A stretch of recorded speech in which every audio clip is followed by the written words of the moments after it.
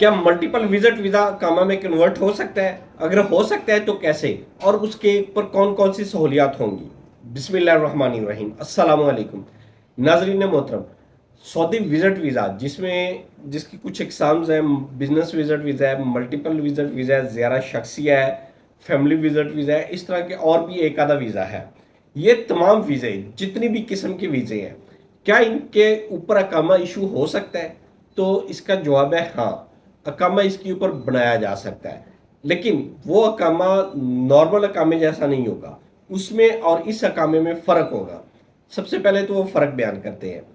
جو اقامہ وزٹ ویزے کے اوپر نکلے گا، اس کے اوپر آپ کو کام کرنے کی بالکل اجازت نہیں ہوگی۔ اس کے اوپر جو ڈیٹیل مینشن ہوتی ہے وہ آپ کا نیم ہوتا ہے، انٹری نمبر ہوتا ہے، دخول نمبر جس کو بولتے ہیں، ڈیٹ آف برتھ، اور آپ کی ویلیڈیٹی تو اس کے اوپر شو نہیں ہو رہی ہوتی، آپ کی پکچر ہوتی ہے جو ایئرپورٹ پہ لی جاتی ہے، یہ چیزیں اس کے اوپر شو ہو رہی ہوتی ہے۔ یہ اس کا سیمپل ہے، یہ آپ کے ساتھ شیئر کر دیا ہے۔ اس کے ساتھ ساتھ جو دوسرا کام ہوتا ہے ورک ویزے والا، اس کے اوپر آپ کو کام کرنے کی اجازت ہوتی ہے اور آپ پورے سعودی عربیہ میں کسی بھی جگہ ٹریول کر سکتے ہیں۔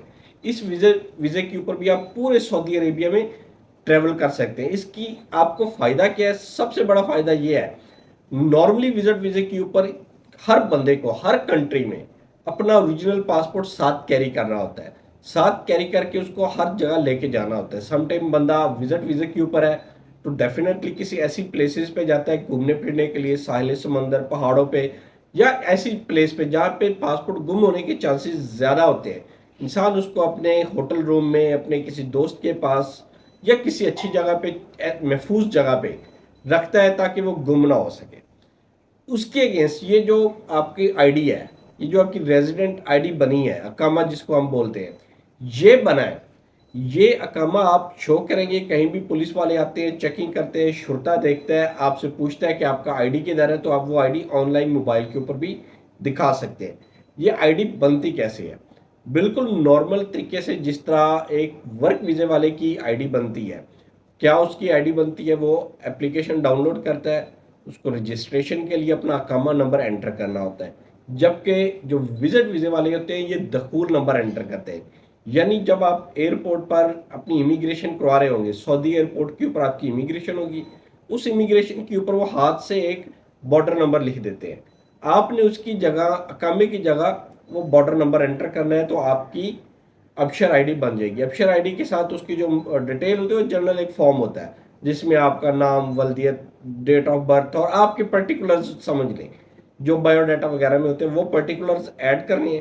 ایڈ کرنے کے بعد آپ کے پاس ابشر آئی ڈی بن جائے گی۔ ابشر آئی ڈی کے اندر آپ کی ریزیڈنٹ آئی ڈی ہوگی، اس کو آپ ایزیلی موبائل کے اندر ڈاؤن لوڈ کر کے کہیں بھی آپ اس کو شو کر سکتے ہیں۔ یہ آپ کا پاسپورٹ کا کام کرے گی۔ اس کے لیے یہ آپ کے پاس ہے تو آپ کو پاسپورٹ کیری کرنے کی ضرورت نہیں ہے۔ لیکن جو اس وزٹ ویزے کے اوپر آپ نے ایک چیز کا خیال رکھنا ہے کہ یہ وزٹ ویزے کے اوپر آپ کو کام کرنے کی اجازت بالکل بھی نہیں ہے، آپ اس کے اوپر کام نہیں کر سکتے، اور ساتھ ہی ساتھ اس وزٹ ویزے کو ہر 3 ماہ کے اندر اندر آپ نے رینیو کروانا ہے۔ آپ رینیو نہیں کروائیں گے، آپ اوور سٹے ہو جائیں گے، اوور سٹے ہو گئے آپ بلیک لسٹ ہو جائیں گے، بلیک لسٹ ہو جائیں گے تو دوبارہ آپ کو نہ تو ویزا جاری کیا جائے گا، نہ آپ کو اس کے اوپر رہنے کی اجازت ہوگی۔